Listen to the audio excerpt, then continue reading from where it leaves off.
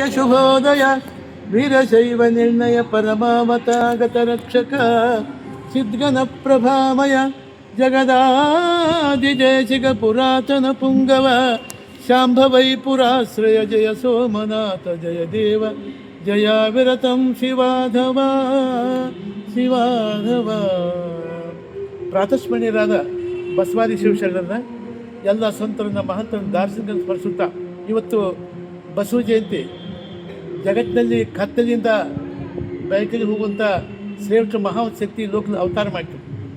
ಆ ಬಸವಣ್ಣ ಈ ಜಗತ್ತಿನ ಅವತಾರ ಮಾಡ್ತಕ್ಕಂಥದ್ದು ಎಲ್ಲ ಕಾರ್ಗತ್ತಲೆ ಜಾತಿ ಐತೆ, ಕತ್ಲ, ಯಾವ ಪಂಥ, ಜಿದ್ದಿ ಇವೆಲ್ಲ ದೂರ ಮಾಡ್ಕೊ ಅವತ್ತು ಮಹಾಪುಣ್ಯ ಪುರುಷ. ಅಂಥ ಪುಣ್ಯ ಪುರುಷ ಜಗತ್ತಿನ ಹುಟ್ಟೆಲ್ಲ ಹುಟ್ಟೋದಿಲ್ಲ. ಅಂಥ ಪುಣ್ಯಾತ್ಮ 12ನೇ ಶತಮಾನದೊಳಗೆ ಈ ಜಾತಿಗಳಿವೆ ಮತ್ತೊಂದು ಬಹಳ ಇತ್ತು.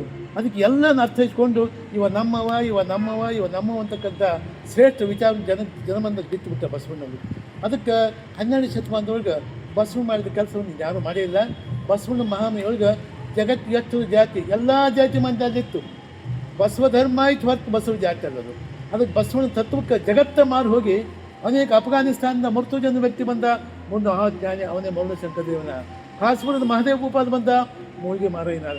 ಹೀಗೆ ದೇಶ ವಿದೇಶದಿಂದ ಬಂದು ಬಸವಣ್ಣ ಮಾಡುವಂಥ ಕೆಲಸ ಮೆಚ್ಚಿಕೊಂಡು ಶ್ರೇಷ್ಠವಾದ ಕೆಲಸ ಅನೇಕ ಸಣ್ಣ ಕೂಡಿದಲ್ಲ.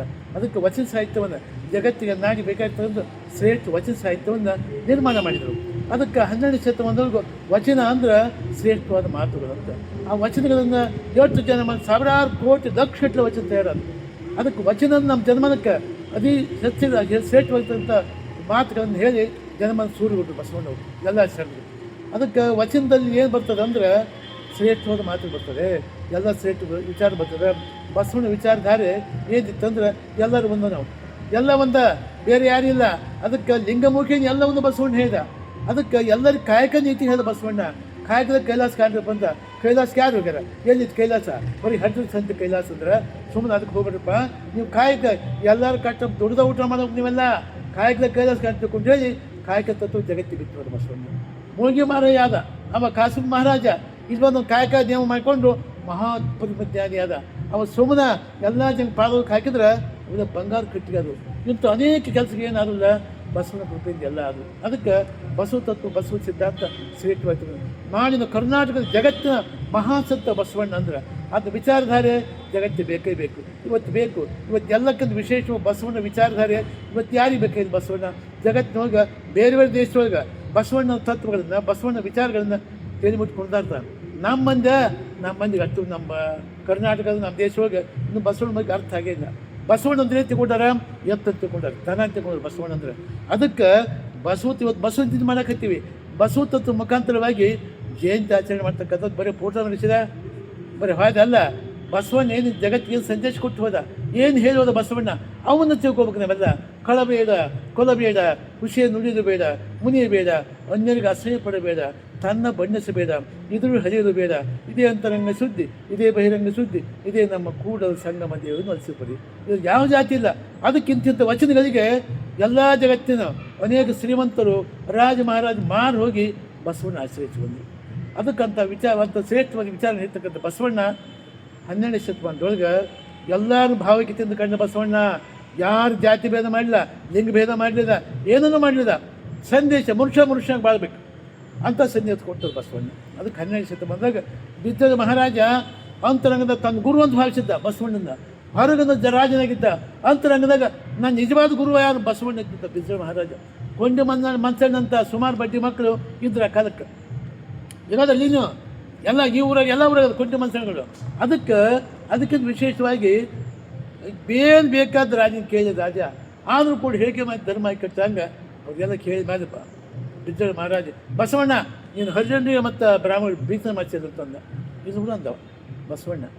ನಮ್ಮ ಆಚೆದಂದ ಕರೆಸಿದ ಅವ ಬಂದ ಅಲ್ಲ ಅವ್ನು ಕೊಳೋದು ಲಿಂಗೈತಿ ಇವ್ನು ಕೊಳೋದು ಲಿಂಗೈತಿ. ಲಿಂಗಾಯತ ಮಾಡಿದ್ರೆ ಹೊರತು ಬ್ರಾಹ್ಮಣ ಸರಿ ಮಾಡಿಲ್ಲ. ಬಸವಣ್ಣ ಮಾತಾಡಿದ ಹಚ್ಚಗಳು ಹಳ್ಳ ಹಾಕಿದಾಗ ಮತ್ತವ್ರು ಮಾತಾಡೋಕ್ಕೆ ಅವಕಾಶ ಇಲ್ಲ. ಅಂಥ ಜ್ಞಾನಿ ಬಸವಣ್ಣ ಅಂತ ಪುಣ್ಯಾತ್ಮ ಸ್ವರ್ಣ ಮಾಡ್ತಕ್ಕಂಥ ದಿವಸ ಪುಣ್ಯ ದಿವಸ. ಸುಮ್ಮನೆ ಹೇಳ್ತಲ್ಲ ಅವನು ಪುಣ್ಯ ಬಸವನನ್ನು ಪಾಪ ದೇಶಗಟ್ಟಪ್ಪ ಹೋಗೋದು. ಬಸವ ಬಸವ ಬಸವ ಅಂದ್ರೆ ಸಾಕು. ನಾವು 7 ಜನದ ಮಾಡಿ ಕರು ಮಾಡಿದ್ರು ದೂರ ಹಾಕಲ್ಲ. ಅಂಥ ಶಕ್ತಿ ಬಸವಾಕ್ಷರ 3 ಅಕ್ಷರದ ಐತಿ ಅಂಥ ಶಕ್ತಿ. ಅದಕ್ಕೆ ಬಸವಜ್ಞೆ ಮಾಡ್ತಕ್ಕಂಥದ್ದು ಬೇರೆ ಫೋಟೋ ಮೆರವಣಿಗೆ ಮಾಡಿದ್ವಿ, ಯಾವ ಪತ್ತ ಮಾಡಿದ್ವಿ, ಜಡ್ಡಿ ಮಾಡಿದ್ವಿ. ಅದನ್ನು ಇದು ಅಲ್ಲ. ಬಸವ ತತ್ವ ಅಂತ ತಿಳ್ಕೊಂಡು ಜಯಂತಿ ಮಾಡೋದು, ಮತ್ತೆ ಬೇರೆ ಏನಿಲ್ಲ.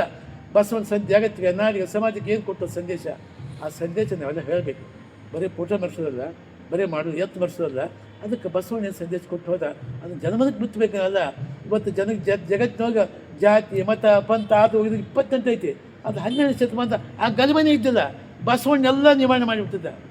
ಜಾತಿ ಮತ್ತು ಪೂಜೆ ಪರ ಜ್ಞಾನ ಪೂಜಿದ, ಜಾತಿ ಗಲಭೆನೇ ಇದ್ದಿಲ್ಲ. ಎಲ್ಲ ಮಾಡಿ ಬಸವಣ್ಣ ಏನು ಹೇಳ್ತಾ ಅದಷ್ಟು 100% ಸತ್ಯಪ್ಪ ಅಂತ ಜನ ಹೋಗ್ತಾಯಿದ್ವಿ. ಅಂಥ ಮಹಾಜ್ಞಾನಿ ಬಸವಣ್ಣ. ಈಗ ಒಬ್ಬ ದುಷ್ಟ ಬಂದ ಅಂತಂದ್ರೆ ಬಸವಣ್ಣ ಕಂಡು ಕೂಡಲೇ ಅವ್ನು ಚಟ್ ಮುದ್ದೆ ಹೋಗ್ಬಿಡ್ತಿತ್ತು. ಕಾಶ್ಮೀರ ಮಹಾರಾಜ ಕಳಿಸೋದು, ಕೊಲೆ ಮಾಡಿ ಕಳಿಸೋದು ಬಸವಣ್ಣನ. ನನ್ನ 6,000 ಜಂಗಮ ತೊಗೊಂಡ್ರೆ ಅಂತ ಬಂದ ಮಾಡಿದ. ಅಲ್ಲ ಒಂದು ಬದ್ನೆಕಾಯಿ ಗಿಟ್ಟು ಬಂದು ಕೊಲಾಗ ಬದ್ನೆಕಾಯಿ ಗಿಟ್ಟು ಇದ್ದವ ಕೊಲೆ ಮಾಡಿ ಬಂದವ. ಬಸವಣ್ಣ ನೇಮ ಇತ್ತು, ಎಲ್ಲ ನಿಮಗೆ ಬಸವಣ್ಣ ಪ್ರತಿಭೆ ಸತ್ಯ ನಾ ಪೂಜೆಗೆ ತೆಗಿರ್ಲಂದವ, ತೆಗಿರಪ್ಪ ಅಂದ. ಬಸವಣ್ಣ ಗೊತ್ತಾಯ್ತು, ಮಹಾಜ್ಞಾನಿ ಬಸವಣ್ಣ, ದ್ವಿತೀಯ ಶಂಭು ಬಸವಣ್ಣ. ತೆಗಿರಿ ಬಂದು ಸ್ವಲ್ಪ ಇದೇನಿತ್ತು ಹಿಂಗೇನು ತೆಗಿರಿ ಬಂದು ಕೈ ಮುಟ್ಟಿದ ಮಾಡಿದ. ಗೊತ್ತಿತ್ತು ಬಸವಣ್ಣಗೆಲ್ಲ, ನೋಡಿದ ಮಾಡಿ ಕೈ ಮುಟ್ಟಿ ತೆಗಿರಪ್ಪ ಅಂದ. ನಾ ಬಸವಣ್ಣ ನಾ ಜಂಗಮಲ್ಲ ಗಜಮ್ ಅಂದ. ಗೊತ್ತಾಯ್ತು ತೆಗಿರಪ್ಪ ಅಂದ. ಒಂದಿಬ್ಬರು ಕೂಟ್ಟು ತೆಗೆದ್ರೆ ಬಸವಣ್ಣ ಹಸ್ತ ಮುಟ್ಟಿತ್ತಲ್ಲ, ಬಸವಣ್ಣ ಹಸ್ತ ಅದು ಬದ್ನಿಕೆ ಹೋಗಿ ಲಿಂಗನಾಗಿತ್ತದು. ಅದಕ್ಕೆ ಬಂದ ಪರಿವರ್ತನೆಯಪ್ಪ ಇಂಥ ಪುಣ್ಯಾತ್ ಮಾಡ್ಯಾಕ ತನ್ನ ಕೆಲಸ ಮಾಡ್ತಿದ್ದೆ. ಬಸವಣ್ಣ ಮೈ ಕಾಯ್ಕೊಂಡು ಕೂತ್ಬಿಟ್ಟ. ಇಂಥ 1, 2, 10, 20 ಸಾವಿರಾರು ಮಾಡಿದ್ರು ಬಸವಣ್ಣ. ಯಾಕಂದ್ರೆ ಆ ಪವಾಡ ಮಾಡೋಕ್ಕೆ ಹೋಗಲಿಲ್ಲ, ಮತ್ತೊಬ್ರು ಹೇಳಕ್ಕೆ ಹೋಗಲಿಲ್ಲ. ಸ್ವತಃ ನಡು ತೋರಿಸಿದ ಬಸವಣ್ಣ, ನಡು ತೋರಿಸಿದ. ಬಸವ ಬಾರಯ್ಯ. ಮತ್ತೆ ಭಕ್ತರುಂಟೆ, ನಾನೊಬ್ಬನೇ ಭಕ್ತ, ನಾ ಜಗದ್ಗುರು, ನಾನು ದೊಡ್ಡವ, ನಾನು ಪಾಲ್ದು ಬೆಂಕಿ ಕೆಲಸ ತೊಗೊಂಡೋಗಿ. ಅದಕ್ಕೆ ಬಸವಣ್ಣ ಗಲಭೆ ಯಾವಾಗ ಇತ್ತಿರು. ಅದಕ್ಕೆ ನಾನೊಬ್ಬ ಜಗತ್ತು ಸಣ್ಣವ, ನೀವೆಲ್ಲ ದೊಡ್ಡವರು ಒಂದು ಬಸವಣ್ಣ. ಇಂಥ ವ್ಯಕ್ತಿ ಜಗತ್ತು ಯಾವ ಧರ್ಮರು ಒಬ್ರಿಗೆ ಐತೆ? ಎಷ್ಟೋ ಮಂದಿ ಧರ್ಮರು ಆಗಿ ಹೋಗ್ಯಾರ. ಈ ವಿಚಾರ ಒಬ್ಬ ಧರ್ಮಗುರು ಇಲ್ಲ. ಶ್ರೇಷ್ಠ ವಿಚಾರ ಇಂದ ಮುಂದೆ ಎಂದೆಂದು ಕೂಡ ಬಸವ ಧರ್ಮ, ಬಸವಣ್ಣ ವಿಚಾರ ಎಂದೆಂದು ಹೊಸ ನಿತ್ಯದ ಬರ್ತಾರೆ. ಅದಕ್ಕೆ ನಾವೆಲ್ಲ ಕೊಡ್ಕೊಂಡು ಬಸವ ಜಯಂತಿ ಮಾಡಕತ್ತೀವಿ, ಅಪ್ಪನ ಜಯಂತಿ ಮಾಡಕತ್ತೀವಿ. ಅದ್ರ ಮುಖಾಂತರವಾಗಿ ಅಪ್ಪ ಹೊಸ ಏನು ಸಂದೇಶ ಕೊಟ್ಟ, ಏನು ಮಾಡಿದ, ವಚನ ಮುಖಾಂತರ ಏನು ಮಹಾ ಚಳವಳಿ ಮಾಡಿದ ಬಸವಣ್ಣ, ಜಗತ್ತಿಗೆ ಏನು ಸಂದೇಶ ಕೊಟ್ಟ, ಎಲ್ಲ ದುಡ್ದ ಊಟ ಮಾಡ್ಕೊತ ಏನು ಸಂದೇಶ ಕೊಟ್ಟು ಹೋದ. ಕಾಯಕ ನೀತಿಯನ್ನು ಎಲ್ಲರೂ ಸುತ್ಕೊಂಡು ಹೋಗೋಣ. ಬಸವಣ್ಣ ತತ್ವದೊಳಗೆ ಎಲ್ಲರಿಗೂ ಸಂದೇಶ ಕೊಟ್ಟು ಹೋಗೋಣ. ಇವತ್ತು ಅಮೇರಿಕದಾಗ ಲಂಡನ್ದೊಳಗೆ ಎಲ್ಲ ಕಡೆಗೆ ಬಸವ ತತ್ವ, ಶ್ರೇಷ್ಠವಾದ ತತ್ವ ಎಲ್ಲ ತಿರುಗಿ ಕೊಂಡಾಡ್ತಾರೆ. ನಮ್ಮ ಮಂದ್ಯ ಬಸವಣ್ಣ ಭಕ್ತನ ಇಂಥ ಮಂದಿ ಕಂಪ್ನಿ ಐತೆ ನಮ್ಮದ್ರೊಳಗೆ. ಅದಕ್ಕೆ ನೋಡಪ್ಪ, ನಮ್ಮವ್ರ ವೈರಿಗಳು ಯಾವತ್ತು ನಮಗೆ ಬೇರೆ ಯಾರಿಗಿಲ್ಲ ಜಗತ್ತಿನೊಳಗೆ, ನಮ್ಮವ್ರ ವೈರಿಗಳು. ಅದಕ್ಕೆ ಅಂತ ದೃಷ್ಟಿಯಿಂದ ಅಪ್ಪ ಬಸವಣ್ಣ ಇವತ್ತು ಜಯಂತಿ. ಅವು ಹುಟ್ಟಿದ ಕೂಡಲೇ ಚಟ್ ಬುದ್ಧಿ, ನೀಚ ಬುದ್ಧಿ ಎಲ್ಲ ಹೋದ್ರು, ಎಲ್ಲ ಮಂದಿ ಹೋಗ್ಬಿಟ್ಟು ನೀಚ ಬುದ್ಧಿ ಹೋಗ್ತಾ ಅವಾಗೆಲ್ಲ. ಅದಕ್ಕಂಥ ದೃಷ್ಟಿಯಿಂದ ನಾವು ಕೂಡ ಬಸವ ಧ್ಯಾನ ಮಾಡಿದರೆ ಕೆಟ್ಟ ಬುದ್ಧಿ ಸದ್ವಿಚಾರ ಬರ್ತದೆ. ಅಂತ ಸದ್ಬುದ್ಧಿಯನ್ನು ಬಸವಣ್ಣ ಎಲ್ಲರಿಗೂ ಕೊಟ್ಟು ಕಾಪಾಡಿ ಮತ್ತೊಮ್ಮೆ ಎಲ್ಲರಿಗೂ ಶುಭವನ್ನು ಹಾರೈಸಿ ನನ್ನ ಮಾತು.